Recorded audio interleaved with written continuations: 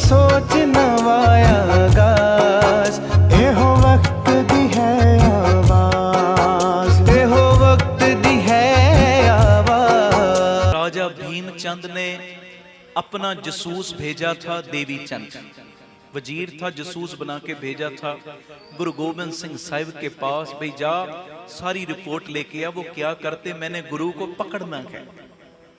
अब बात ध्यान से सुनने वाली, सुने आखो धन गुरु रामदास जी, धन गुरु रामदास जी, धन गुरु रामदास जी, धन गुरु रामदास जी। अब वो जा रहा तो रास्ते में न देवी चंद की धर्म की बहन बनी थी नसीरा बेगम।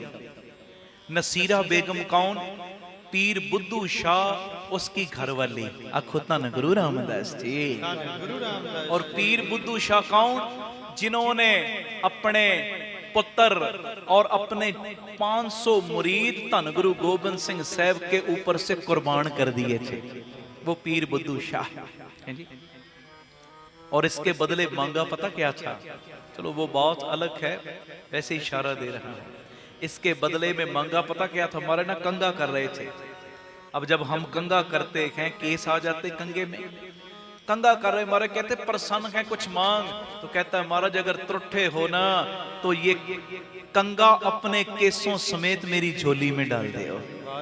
मुझे इसके बदले जो 500 मुरीद और अपने पुत्र शहीद करवाए ना, और कुछ नहीं चाहिए, अपना ये जो कंगा है ना केसों समेत मेरी झोली में डाल दो। हर दो आलम कीमते यकतार मुए यार मां। भाई नंदलाल जी कहते दीन दुनिया दर कमंदे आपनी रुख सारे मां, हर दो आलम कीमते यकतार मुए यारे मां। भाई नंदलाल जी कहते मेरी नजर में गुरु गोबिंद सिंह साहब के एक केस की कीमत पता क्या है? एक केस की, एक बाल की। कहते एक बाल के बदले, एक केस के बदले गुरु के मैं दोनों जहान भी अगर कुर्बान कर दूं वो भी छोटी बात है। धन गुरु रामदास जी, धन गुरु रामदास जी। तो वो पीर बुद्धू शाह, बड़ी कमाई थी इनकी, बहुत कमाई। पहले जब आए थे श्रद्धा नहीं बजी थी गुरु के ऊपर। जैसे एक दोस्त दूसरे के साथ हाथ में लाता है ना, वैसे महाराज के आगे हाथ कर दिया। महाराज ने अपने दोनों हाथों से इसके हाथ ऐसे पकड़ लिए। तो इसने एक सवाल किया था, महाराज बताओ बताओ खुदा और खुदा के बंदे का मिलाप कैसे होवे? तो महाराज ने 4 अक्षरों में जवाब दे दिया। कहते हाँ हुआ खुदा हुआ। अगर तेरे अंदर से हाँ खत्म हो गई, अहंकार मिट गया, तेरे में और खुदा में कोई फर्क नहीं। दूसरा सवाल किया था, महाराज तुम्हारा पंथ खूब के हमारा पंथ खूब? आपका धर्म अच्छा है कि हमारा? तुम्हारा कहते तुम्हें तुम्हारा खूब, हमें हमारा खूब। धन गुरु रामदास जी। फिर ऐसा मन बेचा पीर बुद्धू शाह ने कि अपना सब कुछ वार दिया गुरु के चरणों से, है जी। अब सुनने वाली बात है, और इसकी घर वाली भी बड़ी प्यार वाली थी। वो गुरु गोबिंद सिंह साहब को अपना रब मानती थी। जब 2 पुत्र शहीद करवा के लाए थे ना, नसीरा बेगम की आंखों में आंसू आ गए थे, आंसू।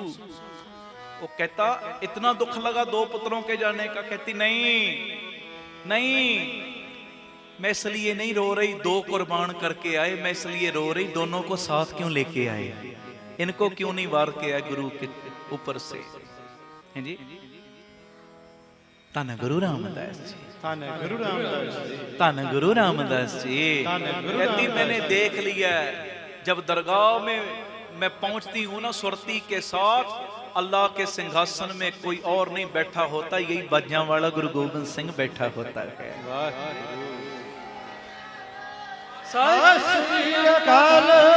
धन गुरु रामदास जी, धन गुरु रामदास। अब सुनने वाली बात है, ये भीमचंद ने भेजा देवी चंद को, जा गुरु की जसूसी करके आ। रास्ते में अपनी धर्म की बहन नसीरा बेगम के पास आ गया। वो कहती अचानक कैसे आए भाई? तो इसने बात बताई, मुझे भीमचंद ने भेजा है, गुरु की जसूसी करने जा रहा, गुरु को पकड़ना है। तो नसीरा हंस पड़ी, कहने लगी रब को कोई नहीं पकड़ सकता। वो कहता तू मुसलमान ये बात बोल रही? कहती हाँ भाई मैं सच्ची बात बोलती हूँ, रब को कोई पकड़ नहीं सकता, रब को तो बस प्यार वाला ही पकड़ सकता है। धन गुरु रामदास जी।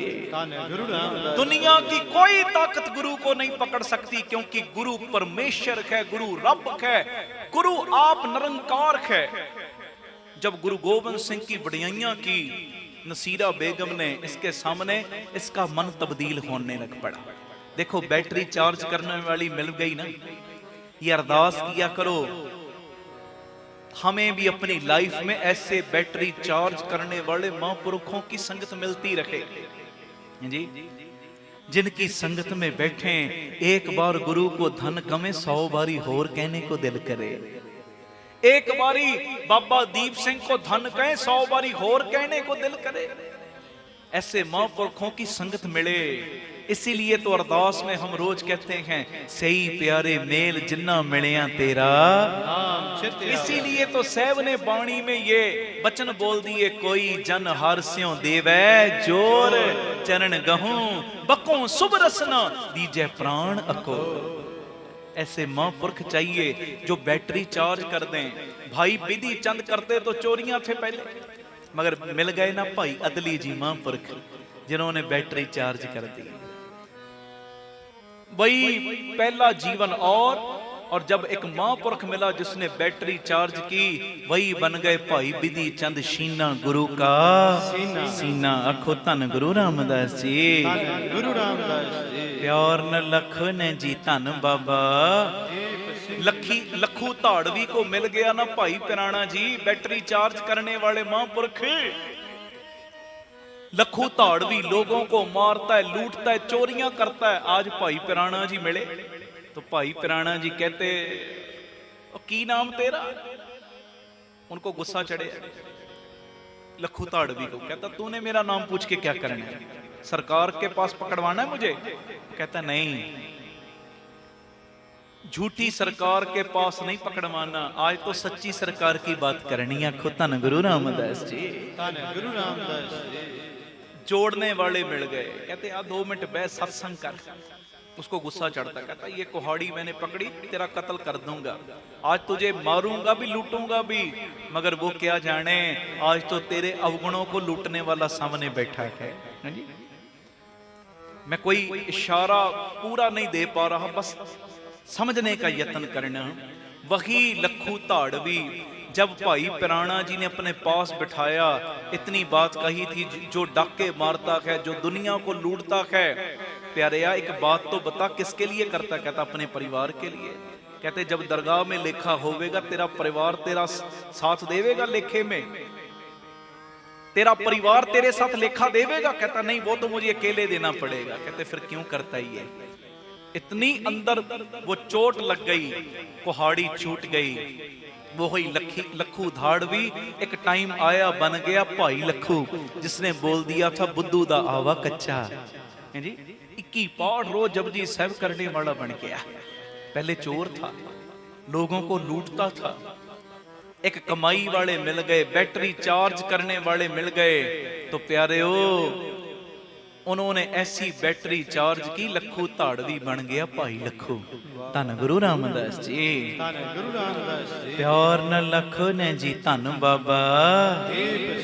अब नसीरा बेगम ने भी बैटरी चार्ज कर दी अपने मुंह बोले भाई की, है जी, देवी चंद की। वो गुरु को कोई नहीं पकड़ सकता, उसको तो कोई प्यार वाला ही पकड़ सकता। अब अंदर बढ़ियाइयां बस गई, पहुंच गया। अब राजे की बात तो माननी थी, पहुंचा रिपोर्ट लेने के लिए, तो क्या देखता है इधर तो किसी के साथ वैर है ही नहीं। राजा वैसे ही वैर करता है महाराज के साथ, ये तो निर्वैर दाते हैं जी।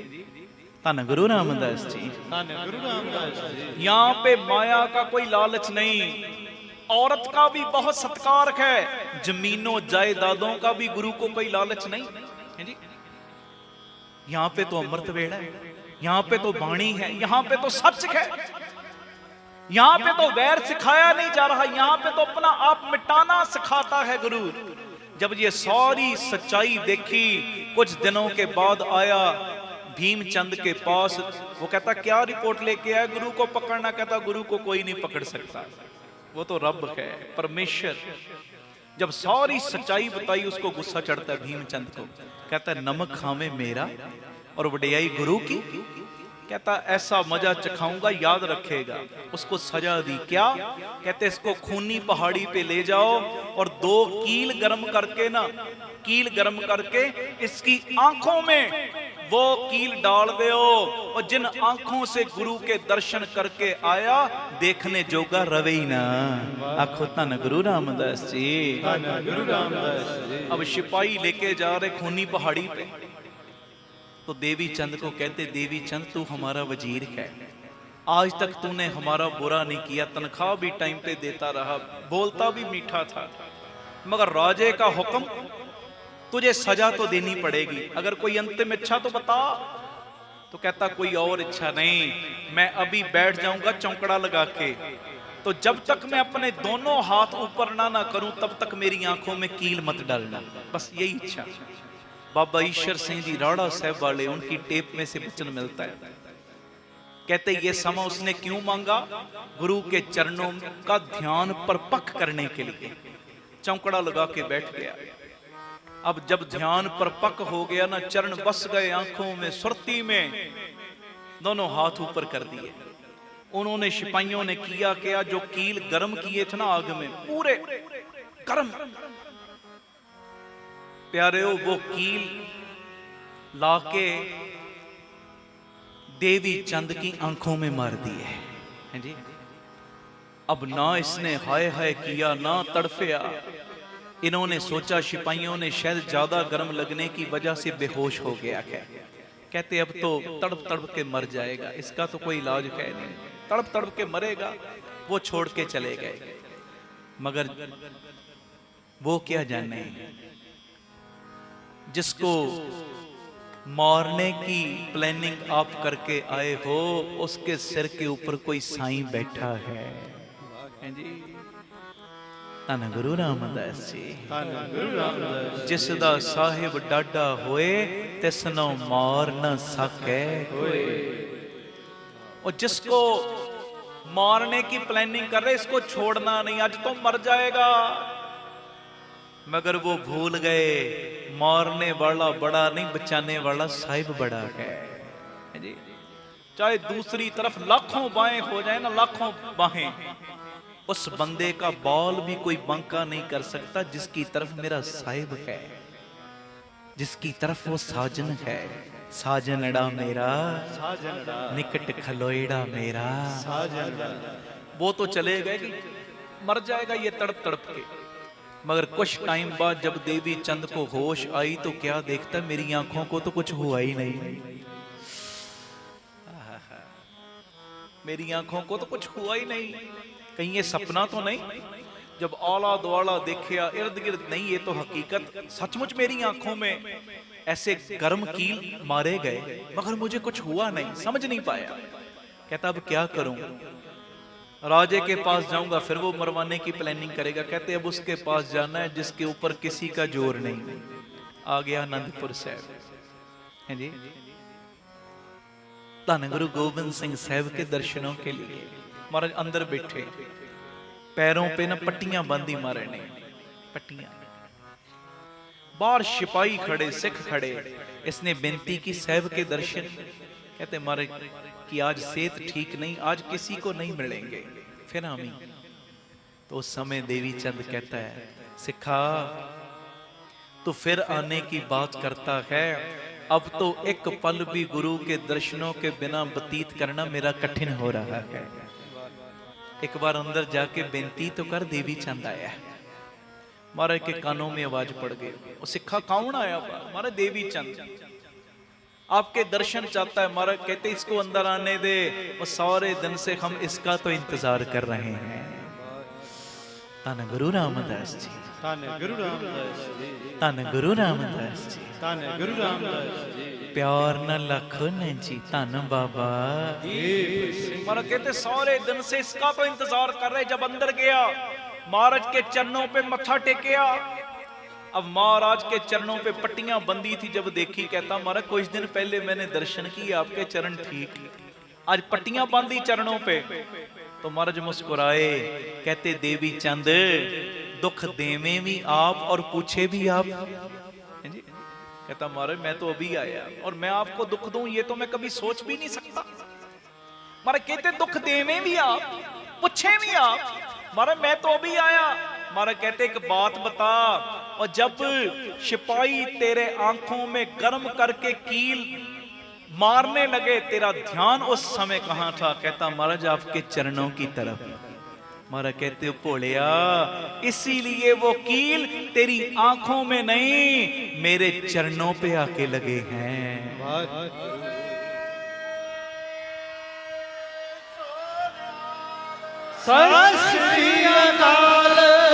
इसीलिए वो जो कील गरम थे ना तेरी आंखों में नहीं बजे, हमारे पैरों में आके बजे हैं। उसी वक्त महाराज के पैर पकड़े, अपने नैनों के जल से महाराज के पैर धो दिए। महाराज आप इतनी नेड़े, इतनी नजदीक। अभी मैंने आपसे पूरा प्यार नहीं डाला, प्यार डालने का एक कदम बढ़ाया आपकी तरफ, आपकी वड्याई देखी बस हैं जी, नसीरा से सुनी, अभी पूरा प्यार नहीं डाला। एक प्यार का कदम बढ़ाया और आपने मेरा कष्ट भी अपने शरीर के ऊपर लेके मेरी राखी की। तो देवी चंद कहता है आज से महाराज ये देवी चंद तेरा हो गया। आखो धन गुरु रामदास जी, धन गुरु रामदास जी, धन गुरु रामदास जी, धन गुरु रामदास जी। प्यार न लखो ने जी धन बाबा। उसकी भी आंखें खुल गईं। पहले मैं समझता था कि आप केवल आनंदपुर साहिब हो, मगर अब मुझे पता चला आप तो जर्रे जर्रे में बस रहे हो, खट खट में समाये हो, हर जगह पे आप बसे हुए हो। उस वक्त उसकी आंखें खुली और महाराज का बन गया। उसकी आंखें खुली, हमारी कब खुलेंगी? हैं जी? सारा जीवन हम भटकते ही ना रह जाएं, भटकते ही ना रह जाएं। अरदास करो हमारी भी आंखें खुलें और हम भी हर वक्त अपने मालिक को अपने नेड़े महसूस करें।